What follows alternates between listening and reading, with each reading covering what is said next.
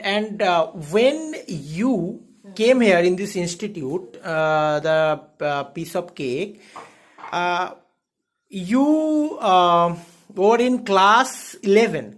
11 or 12? 12. Okay. So when you were in 11 standard, how that institute helped you to get good marks on your English paper? It was actually worked?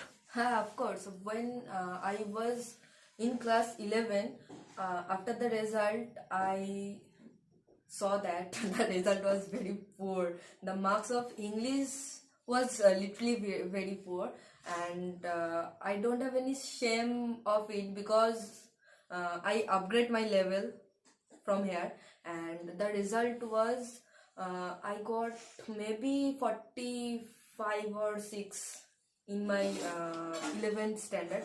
And after that I realized I need to join any class to learn English.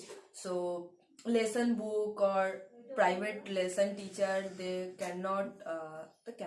I cannot got that support from there. So I joined this institute, and since first day of my class to before the HS examination, I got up energy and I got a power to say something in English or write something in English in my own words. So after my HS result, I got 90 marks in my English.